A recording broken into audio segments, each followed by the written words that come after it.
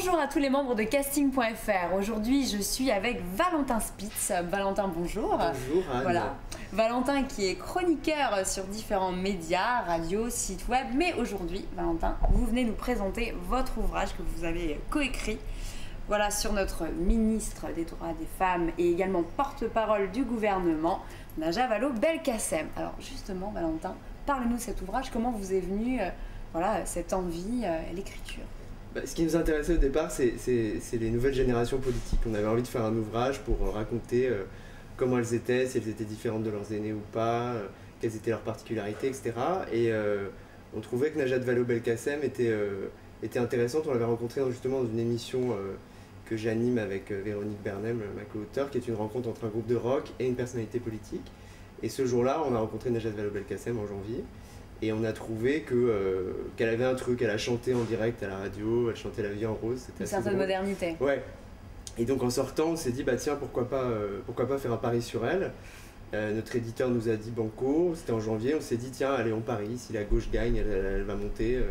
Donc c'est elle qu'il faut faire et on s'est intéressé à son parcours. On a eu beaucoup de chance puisqu'elle est devenue porte-parole et ministre, c'était inespéré, quoi. Et justement, à l'époque, vous l'avez contacté directement, il a dit voilà, on va vous suivre en pleine campagne électorale qui plus est. Alors en fait, moi je l'avais contactée au départ directement pour qu'elle vienne de notre émission de radio, Le Gros Squat, pour la rencontre entre le politique et le groupe de rock.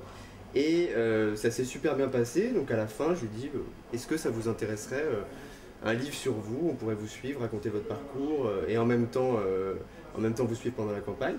Et ça l'intéressait beaucoup, et donc on s'est revus, on a pris des cafés, on a réfléchi, et à la fin, elle a dit oui. Voilà. Et l'éditeur aussi d'ailleurs. Et comment ça s'est passé? Alors vous l'avez suivi pendant combien de mois? Vous étiez tous les jours avec elle? Vous aviez des horaires?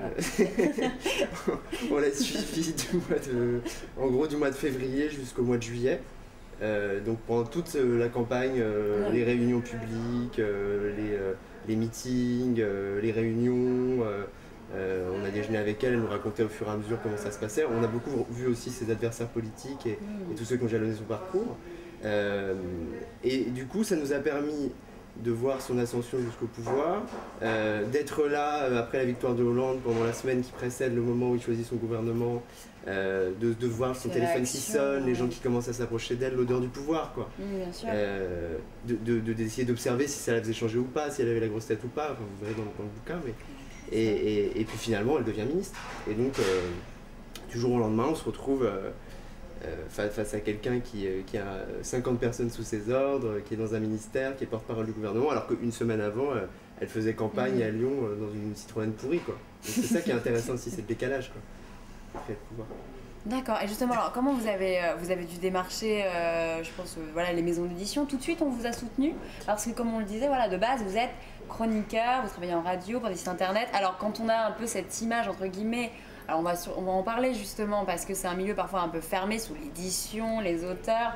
Enfin, comment vous avez réussi à vous imposer, justement? On a couché. Vous avez couché? Ouais, c'est bien. Et alors, ça marche? Ça marche, tu vois. Très bon conseil pour nos membres de casting.fr. Non, je plaisante, évidemment. Franchement, on est vraiment allé au culot.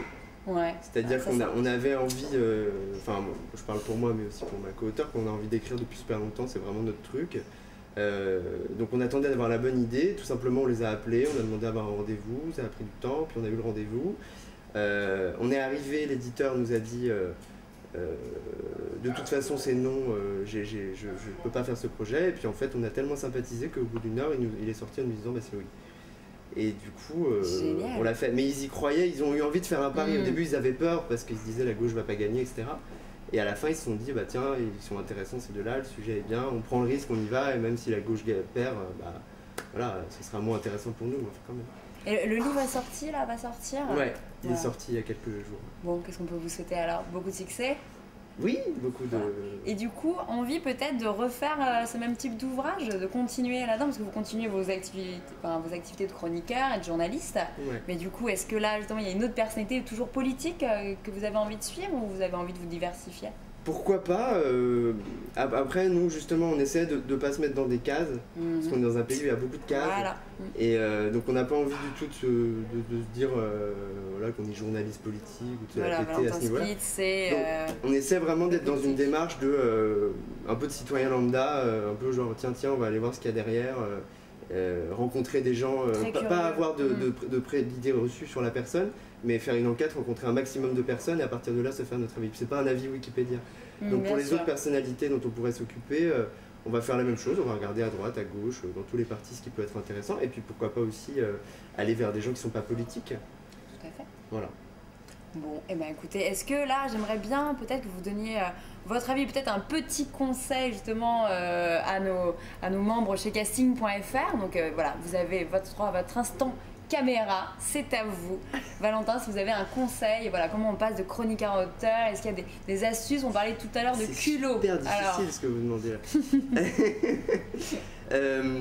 Qu'est-ce que je pourrais dire? Je pourrais dire, pour pas être banal et pour pas dire aller au bout de vos rêves, un truc comme ça, ça c'est nul.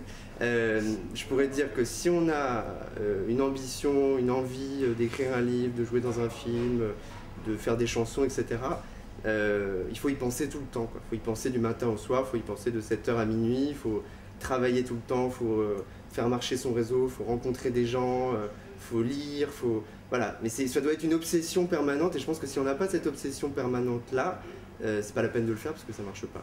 Il y a déjà tellement de gens qui veulent faire ça et c'est tellement difficile, et en plus vu la situation économique c'est compliqué aussi. Voilà, moi je dirais ça.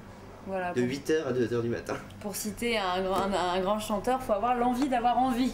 Ah oui, pas mal. Bonne référence. Donc Valentin Smith, on rappelle la sortie de votre ouvrage sur notre ministre Najat Vallaud-Belkacem, Une gazelle au pays des éléphants. On vous souhaite beaucoup de succès. Merci à vous. Et à très bientôt. Merci beaucoup. Bonne journée.